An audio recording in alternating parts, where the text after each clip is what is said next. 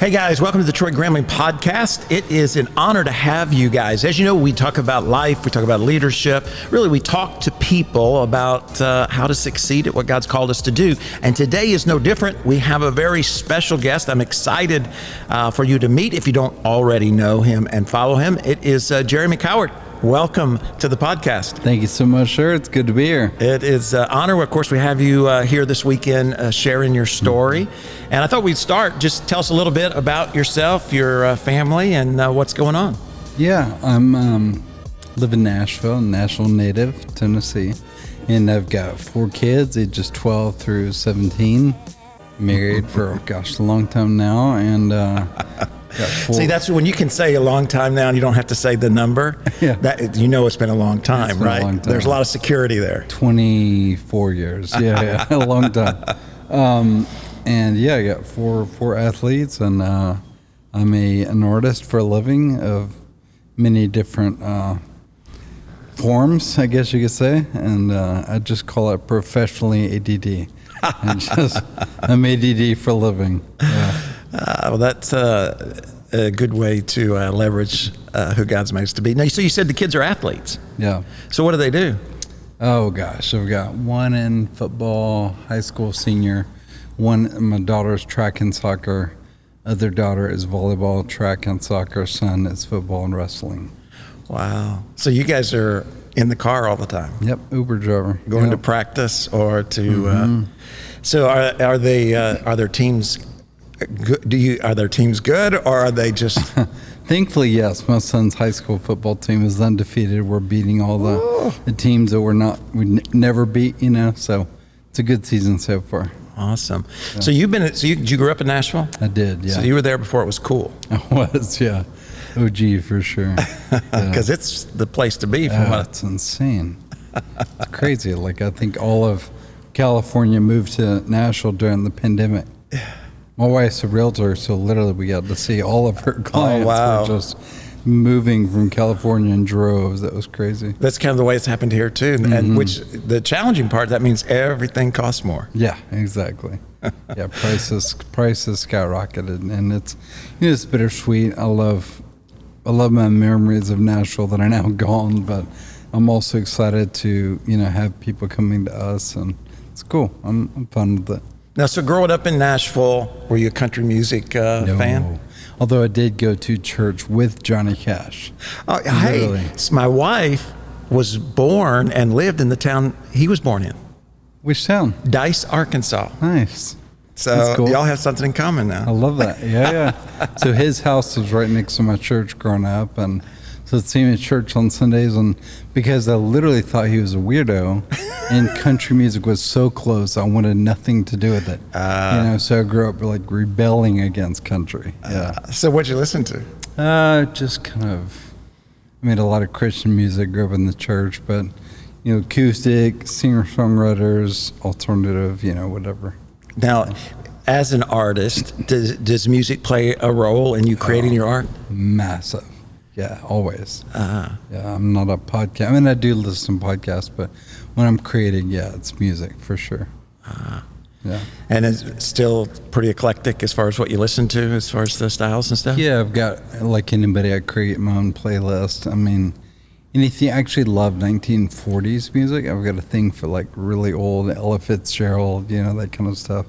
But then, Radiohead, Coldplay, Sigur Rós, singer-songwriters. There's this guy, Steven Sanchez, really young kid that kind of obsessed with at the moment. A lot of mellow stuff. Now, different styles, depending on what project you're working on? Yeah, sometimes, really depending on the day, whatever the vibe is for the day.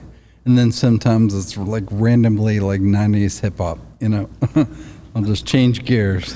See, I'm a kid from the 80s, so the 80s always take me back to high school. So Air Supply, and Sticks, and all those. I love it. Air Supply.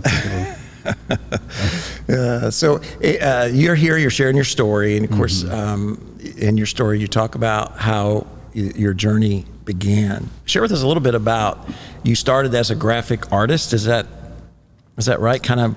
Yeah, I wanted to be a painter. My parents were afraid of me making a living. So they're like, hey, have you heard of this thing called graphic design? And that was their very smart way to distract me into like actually making money. And and I'm thankful they did, because that forced me to learn computers and Photoshop and all that stuff, which I still use to this day, every day, you know.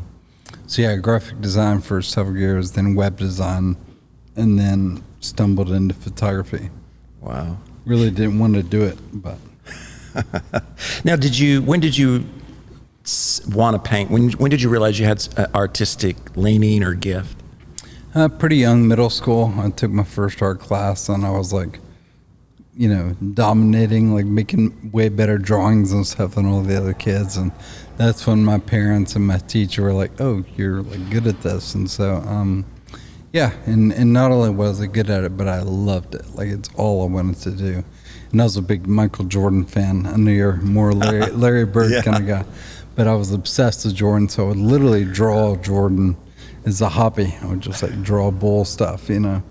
And from there on, man, it was just, I've always loved art. Wow. Yeah. So, did you, as you got into the to the graphic design and went in that direction, what did you continue to draw? Did you ever? Have you ever had to go back, almost like your roots, in that sense of just drawing Michael Jordan? You know, something to that. Yeah, I never draw realistic anymore. I don't have the patience for it. I'm too scatterbrained and ADD, I think. But I'm still making a lot of physical art for sure. I have to get my hands dirty and paint and draw and sketch, but it's like a way of releasing for me. And yeah, I still love it, just the same as I did as a kid. So anyways, that reason that's interesting to me is because our daughter is artistic. She can draw and those kind of things. And I've watched that she's also does like Instagram here at the church. She's kind of over that. She does some graphic design. And so she's using those gifts in other areas. But I noticed it's been a long time since she's drawn. Is it easy? Maybe, I guess, what would you say, not just to her, but to anyone who has any gift? Is it to get almost, I won't say distracted from the foundation of it, but life's, you get so busy, sometimes you forget, I guess, the beginning or does that make any sense to what I'm saying? It does, yeah. I would, my mind goes to iPad Pro and an Apple Pencil and Procreate. Does she have those things? I don't know. She's got an Apple Pencil, I know that, and she's got an iPad. There's an app called Procreate that really makes digital drawing just so fun. So much fun. I love that app. Yeah. Okay. Use it quite often. She would dig that. Yeah. All right. Well, I have to check in with her because I know a lot of people get caught up in life and they drift from their dream. I think one of the reasons maybe you've been so successful is because you're living out your giftedness to make a difference. Where I grew up in a small town, and a lot of folks would start early in a factory, and it paid well, at 19 and 20 and 22, but then they got stuck, because they were making enough money to go in debt, and they didn't love it. But at that age, they loved the resources. And then at 44, there's no joy because they've forgotten their dreams. They've forgotten their, what they used to pursue. That usually is what leads to midlife crisis. Yeah. Yeah. For sure. Now, as you've, how do you determine what you're going to pursue? Yeah, it's funny because I'm in an interesting season of trying to determine that, and really this has been the hardest season I've faced of that. Usually it feels pretty obvious that God's calling me to, I don't know, it just seems like he's pointing a very specific direction. I'm like, okay, that's where I'm going. Whereas right now I'm in a moment where it feels like there's 5 or 6 directions I could go. And I'm like, okay, this is the first time where I don't know what I should be, because I'm old enough to where I'm tired. I'm tired of doing so many things. Right. And it's a bit exhausting, but it's unrealistic to, people look at what I do and they think it's so cool or whatever. And I'm just kind of over it, to be honest. Like, I'm craving simplicity. I'm craving the one thing almost jealous of people who just have one thing and they do it well. Like, yeah, I'm wanting that. But again, I'm like right now, I'm a partner at an iPhone app company that's exploding. Got the hotel. I'm here speaking, do a lot of speaking. I'm doing a lot of shooting. I got all kinds of photo shoots happening still. I've been in the NFT industry pretty heavily. That's a whole different thing. I might be signing with another photo agent in Hollywood to do the celebrity portraiture thing again. And so that's like all completely different career paths that don't even almost relate to each other. And so, yeah. And then fine art. I've got some people that very, very high up in the fine art world that want to help me, blow up in that space. But that's, believe it or not attached at all to photography. And so I'm in an interesting season of trying to have some major health issues. And so I'm like weighing that as well. Like, how does my health play into what I do? So yeah, it's a weird moment. You're catching me in. What kind of a victim of your own success to have? Because, the enemy wants to destroy us. He really doesn't care. Some people, it's depression and discouragement because nothing seems to be moving forward.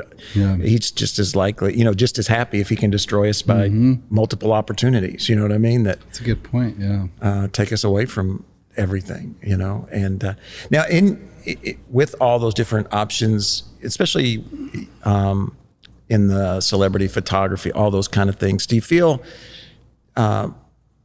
pressure from the outside or to create, if you talk about fine art or creating art that people then are going to purchase or, are you comfortable, I guess, in your calling? Do you wrestle with insecurity as an artist? How have you dealt with that, I guess is what I'd say. Always. There's always, it never goes away. I think the professionals just learn that that's literally part of the gig.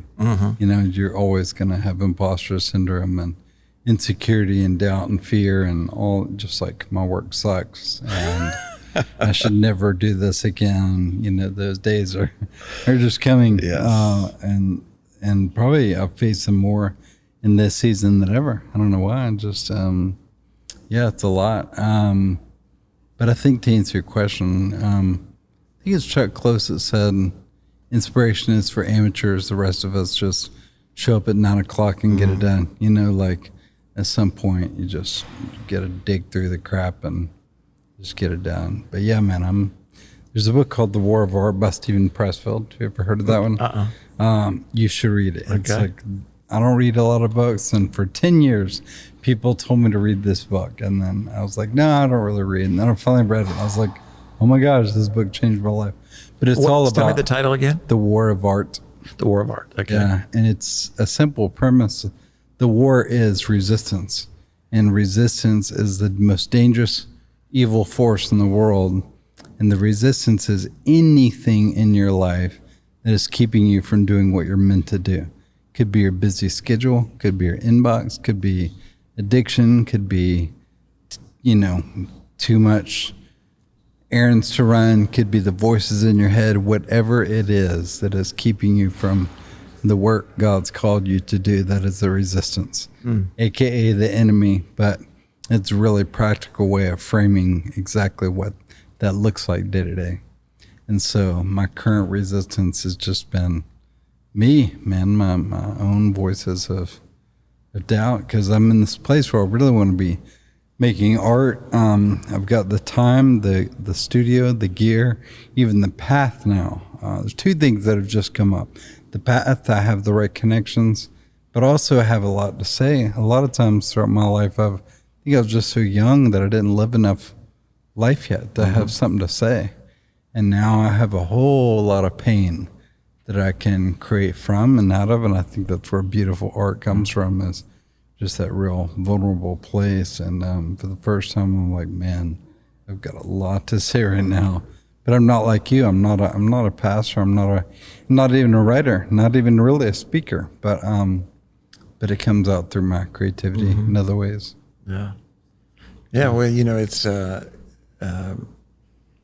in my life, I've found, talking to so many people, that in the early days, you don't have as much to lose either. You know what I mean? So it's like the risk or you go after whatever. And then as you get older, you have responsibilities, and then you also have things you can lose. I mean, you've lost, you've got influence, you've got credibility, you've got all of those kind of things that none of them are guaranteed. You know what I mean? So depending on what you pursue is going to impact, or could impact that in some way. So it makes the decision, in some ways more challenging, I think.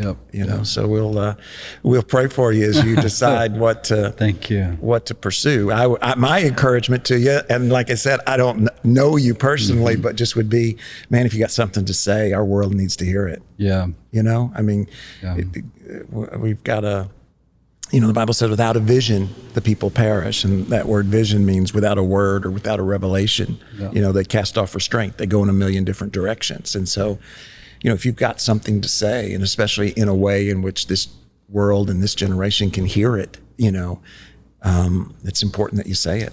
I needed to hear that because now I'm being dead serious. Like, you just really spoke to me, because I do have this talk that you just heard.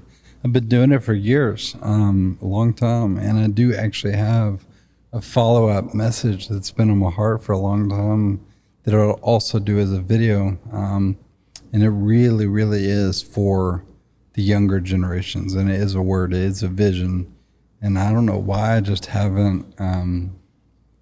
I did a beta of it, like a kind of rough version at a real small local college not even recently, like 2 years ago, and I didn't want anybody to hear it. It was just a rough draft.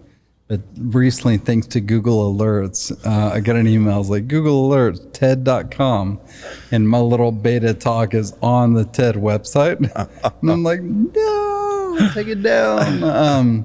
But it was encouraging that they at least thought it was good enough to put on the website. But thank you for saying that, because it's been weighing heavy on me. I got to get this message out, because it really is a deep dive into social media and the people we surround ourselves with, what we look at online, not just bad stuff, but just everything we're looking at online. Anyway, so just thank you for saying that, because I'm just like, okay, I hear you. I gotta get that out there. Yeah. So well, we'll look forward to that. Appreciate it for sure. As we were talking about, and I think depending on what God's called different people to do and the different mindsets and stuff, but one of the things people, I think, don't realize about creatives, whether that's art or music or, even in the service, we have a creative team and or writing, all those things, is there's not, as somebody who was an athlete, there's not a scoreboard. You know what I mean? Like, you can create something, one person's going to say, oh my gosh, that's awesome. And another person's going to say, you've done better, or, and because I know when somebody sings or a teaching, God lays something on your heart, and so you have to, I really hurt for those who don't have a higher calling to fall back on, did I do what I'm called, what I'm gifted to do? Because when you judge it from those out there, it becomes such an up and down life. It's hard to find joy in. I know for me it is, as a teacher, I can step down from the platform and one person can say, thank you, God used that to change my life. Another one, can rip on me because that's something I said or mispronounced. Some angry email. Yeah, exactly. So I don't mind the email. I can hit delete. It's the face-to-face that's more difficult to deal with. But I remember, when I played basketball, we won or lost. So, I went home, we won or lost, I go home as a preacher and I'm like, okay, God, we win, did we lose today? And so, and especially if we get our minds off our calling, one of the great benefits of being a Christ follower is to have confidence in that calling, that gifting, to pursue, as you share in your story, when you went to Gatlinburg or Haiti, I mean, to know you're pursuing something even greater than art, but the expression. Now, how do you deal? Let me just totally change subjects here. I'm not sure exactly how much time we have left, but so you go and you're doing one of these projects. I'm sure you're working with a bunch of people. And And then some of them, you've done portraits and other projects with influential, what the world would say is very important people. And at the same time, I'm sure lighting's got to be right and, all those kind of things. And I'm sure the lights don't always get set up right. All the real part of life. Mm-hmm. And yet you're dealing with people with high expectations of things. How do you deal with that? Are you pretty laid back? How do you deal with the people that help you do what you do when things don't go right? Yeah, it's a good question. I'm really laid back. Like, my countenance right now is the same on set, and probably to a fault, because there have been some times where I should have been like the pissed off photographer, but I was still like really gentle. And you do hear stories about photographers like throwing the camera, yelling at people. Like, there's nothing that makes me mad. I've had an assistant delete a whole shoot before. Oh my goodness. That I just did. Deleted, gone forever. That's when I should have lost my, but I didn't. I was nice, and probably the client, I don't think they used me again because they're like, he should have been much angrier, But I'm chill, man. I'm super chill. At home as well? Yeah. I don't know why. I've just always been quiet and laid back. There are moments that right. I'm not gonna lie.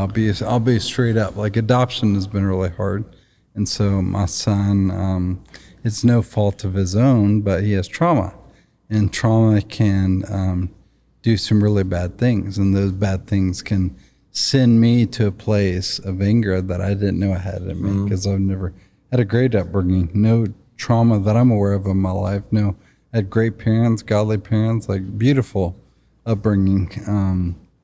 But yeah, sometimes, I cannot be laid back. Thankfully, it's been a long time, but there are some moments early on where I was like, wow, adoption is no joke. Yeah. It's in a whole other side of the whole process, I would imagine. Oh yeah. It's intense. But he's doing good. I'm proud of him. He's had a really good year. Amen. Well, thank you guys for pouring into him. Oh, you know what I mean? That's a saved life. Who knows what direction, without somebody caring enough to step in and make a difference. Yeah, it's funny how you can lose sight of that. It's funny how you forget, like, we're helping this boy who didn't have a family. You're just so in the middle of it that you don't see you just forget the bigger picture of what you're doing. And you only see the failures and the shortcomings and how much you suck as a parent. And so, I'm hoping. And the kids probably won't really realize it until they get older. Oh, yeah, to sure. have the sense of gratitude or even thankfulness for what God's done in their life through you guys, until you get older and have more experiences in life. Yeah, that'll be interesting to see at what age they start to, oh wow, okay, I see what you did. The last. Decide not let me go out on a date or whatever. Yeah, exactly. Yeah. Oh me. No, they're amazing kids. Yeah, very proud of them. Yeah, they're a family. Great thing about a family is not only the great joy that they bring, but they also mature you as a person. You know, they get you outside of yourself, which I think is a healthy place to be. Yeah, I saw a meme the other day that said, when you're a kid, you don't realize that you're also watching your parents grow up. I was like, wow, that's good, because my kids are seeing me grow up right now in a lot of ways. I always, as a parent, I think one of the things I didn't realize till the kids were in their teens was that our kids one day are going to think of me the way I think of my parents. Yeah. And I love my parents, but I don't think of my parents daily. Yeah. You know what I'm saying? Because I've got my wife and my kids. Yep. And I think of them like this. And then one day I realized they're going to go out, they're going to have their own family, and they're going to think of me. Yeah. And you know what I mean? I'm not going to be because when they're young, you're thinking it's us and always going to be us. And, there's grandma and grandpa and we love them. And, but we're pursuing. Yeah. And then one day you realize, oh, I'm grandma and grandpa. So that's coming to you one day. I know it is coming sooner than I think. Yeah, it's crazy. So let me ask you this: you've been all over the world. You've met incredible people that are powerful and those who are going through great tragedy. What's something that you've, as a result, learned about people in that process that may have surprised you or reinforced something you were thinking? Yeah, my mind just goes to all the countless people I've met in third world countries, and just the joy and the resiliency and we go on these mission trips. We go on these, mission trips to help others in third world countries, and then we realize, we're the ones being ministered to, Like they don't, most of the time, they really don't need whatever I'm going to do. But I realize, I need them. It's a mission trip for me, for my soul. But yeah, I've seen a lot of really hard things. Walking through the aftermath of the Haiti earthquake, where, just this warning, major headline news, like 2,000 people dead in the earthquake, I think in Mexico. I didn't see where it was. But in Haiti, it was 200,000 people. Not 2,000, 200,000. So to be there just days after and just to literally be walking through arms and legs and, just utter devastation. That stuff, you can't unsee that. You can't unexperience that. And so, yeah, it's just changed me. It's just left me very humbled, like forever humbled. Any guilt that in the fact that you've been blessed, that they've gone through that, and then, you're living in Nashville with the family, because a lot of people come back from mission trips and you almost sense that they have some guilt, because they're blessed in a different way. Yeah, I think so. I just always feel a responsibility to keep leaning into those whispers of ideas. I think God is always just planting these little ideas, and I love teaching people how to. That's like gold. That moment where God whispers something into you is gold, and most humans don't realize that. They say immediately, "I'm too old. I'm too young. I'm too broke. I don't have a platform. Nobody cares. I can't do it." The resistance. What I was just telling you, like. Just a whole list of things, but it's the rare human that says, yes, I am all those things. I'm not worthy, but I'm going to do it, And so I love waiting for that moment of like, when is that next idea coming? How can I be a good steward of it? How can I go into the world and try to, even if it doesn't work, I should do a whole nother talk of all the ideas that failed, because there's just as many that failed as succeeded, a whole lot that failed. But I just love, I say my mission is to explore the intersection of empathy and creativity. And how do we use ideas to help people, but in creative ways. So I think there's something really magic there that I've seen the results of time and time again. Well, thank you, man. I appreciate your time today. I'm honored, truly. It's so if folks are listening and they want to follow all that you're doing, where do they go? Just, any of the social channels, I'm there. Jeremy Cowart, pretty easy. Pretty easy to find. Hey guys, thanks so much for tuning in to the Troy Gramling podcast. We always talk about life and whatever else might come along. Jeremy Cowart's no different. Make sure and follow him. He's got an incredible story to tell. And it's amazing how God uses people in our lives to get us to where he's created us to go. We're on all the streaming platforms, and we'll be back here next Thursday. Come and join us. God bless. We'll see you later.